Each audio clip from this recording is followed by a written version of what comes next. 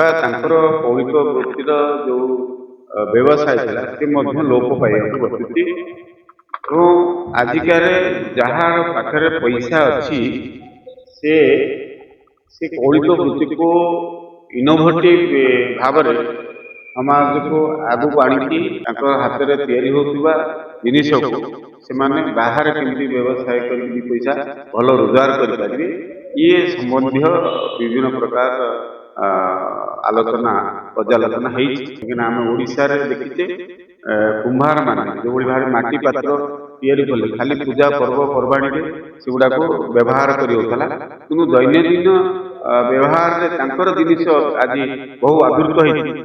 ବହୁତ କମ୍ ବ୍ୟକ୍ତି ତାକୁ ମାନେ ଆଧାର କରିଛନ୍ତି। ତ ଆଜି ବ୍ରିଲିଆଣ୍ଟ ରାଇଜ ପ୍ରାଇଭେଟ ଲିମିଟେଡ ଗୋଟେ ଅନୁଷ୍ଠାନ ଅଛି, ତାର ସହଯୋଗରେ ଓଡ଼ିଶା କୁରାଲ ମହାସଂଘର ମିଳିତ ଆନୁକୂଲ୍ୟରେ ଏକ କୁରାଳ ସମାଜର ବା କୁମ୍ଭାର ସମାଜର ଯେଉଁ ବନ୍ଧୁମାନେ ଅଛନ୍ତି ଓଡ଼ିଶା ସାରା, ତାଙ୍କର ଆଜି ଏକ ଭବ୍ୟ କାର୍ଯ୍ୟକ୍ରମ ଥିଲା। ଗୋଟେ ସମ୍ମିଳନୀ ଟାଇପ୍ର ଗୋଟେ କାର୍ଯ୍ୟକ୍ରମ ଥିଲା। ସେ କାର୍ଯ୍ୟକ୍ରମରେ ମୁଁ ଅତିଥି ଭାବେ ଯୋଗ ଦେଇଥିଲି ଏବଂ ଏଠି ବହୁତ ଗୁଡ଼ିଏ ବଢ଼ିଆ ସୁନ୍ଦର କଥା ଆଗକୁ ଆସିଲା। ଓଡ଼ିଶା ନୁହେଁ, ସାରା ଭାରତ ବର୍ଷରେ ଯେଉଁ କୌଳିକ ବୃତ୍ତି ଅଛି, ଯେଉଁ ସମାଜର ସବୁ ବିଭିନ୍ନ କୌଳିକ ବୃତ୍ତିରେ ଯେଉଁମାନେ ଲିପ୍ତ ଥିଲେ, ସେମାନଙ୍କର କୌଳିକ ବୃତ୍ତିକୁ ଆସ୍ତେ ଆସ୍ତେ ସେମାନେ ଭୁଲି ଯାଉଛନ୍ତି ବା ତାଙ୍କର କୌଳିକ ବୃତ୍ତିର ଯେଉଁ ବ୍ୟବସାୟ ଥିଲା ସେ ମଧ୍ୟ ଲୋପ ପାଇବାକୁ ବସିଛି। ଏବଂ ଆଜିକାରେ ଯାହାର ପାଖରେ ପଇସା ଅଛି ସେ ସେ କୌଳିକ ବୃତ୍ତିକୁ ଇନୋଭେଟିଭ ଭାବରେ ସମାଜକୁ ଆଗକୁ ଆଣିକି ତାଙ୍କର ବୃତ୍ତିକୁ ବହୁ ମାତ୍ରାରେ ବଢ଼ଉଛନ୍ତି। କିନ୍ତୁ କୌଳିକ ବୃତ୍ତିରେ ଲିପ୍ତ ଥିବା ସମାଜ ଯେଉଁ ଥିଲା ସେମାନେ କୌଣସି ପ୍ରକାର ଲାଭବାନ ହେଇପାରୁନାହାନ୍ତି।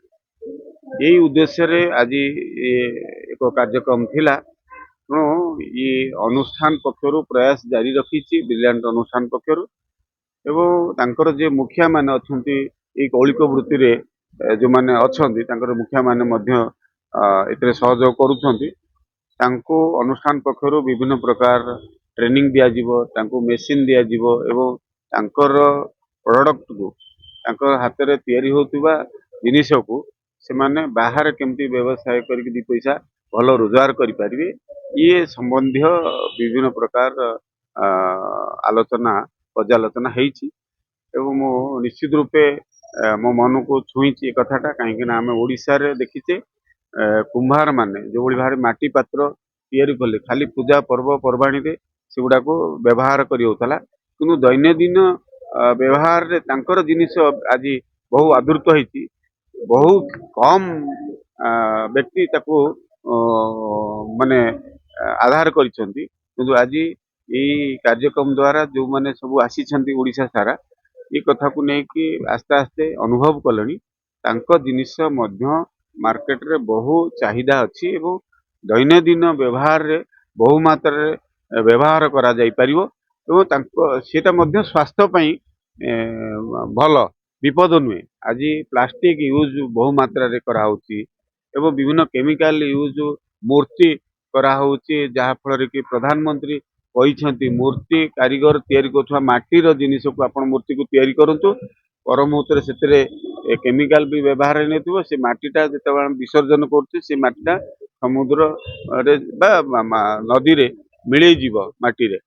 ତେଣୁ ଏଇଭଳିଆ ଭାବନାରେ ଆସ୍ତେ ଆସ୍ତେ ଲୋକ ଜାଗ୍ରତ ହେଲେଣି।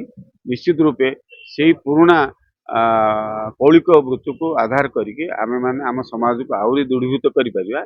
ଆଜିର ଏଇ କାର୍ଯ୍ୟକ୍ରମ ସେଇ ଆଧାରରେ ଥିଲା। ତେଣୁ ମୋର ସୌଭାଗ୍ୟ ସେ କାର୍ଯ୍ୟକ୍ରମର ଅତିଥି ଭାବେ ଯୋଗ ଦେଇଥିଲି। ନିଶ୍ଚିତ ରୂପେ କୌଳିକ ବୃତ୍ତିରେ ଯେଉଁମାନେ ଅଛନ୍ତି, ଯେଉଁ ସମାଜର ଇଏ ଅଛନ୍ତି, ଆଉ ଯେଉଁ ସମାଜରେ ସେମିତି ଜାତି ପ୍ରଥା ଆଉ ନାହିଁ ବା ଧର୍ମ ପ୍ରଥା ଭେଦଭାବ ଏଗୁଡ଼ା ସବୁ ଆଉ ନାହିଁ। ତେଣୁ ସମସ୍ତେ କୌଳିକ ବୃତ୍ତିକୁ ଆଧାର କରିକି ଆଗକୁ କେମିତି ବଢ଼ିବେ ଇ ପ୍ରୋତ୍ସାହନ ଥିଲା ଏଇ କାର୍ଯ୍ୟକ୍ରମ ମାଧ୍ୟମରେ। ନିଶ୍ଚିତ ରୂପେ ଆଶା ରଖିବା ସେମାନଙ୍କର କୌଳିକ ବୃତ୍ତି ଆହୁରି ଦୃଢ଼ୀଭୂତ ହଉ ଏ ସମାଜକୁ ସୁସ୍ଥ ସମାଜରେ ପରିଣତ କରୁ ଏହା ହିଁ ଆଶା ଆମର ରହିଛି।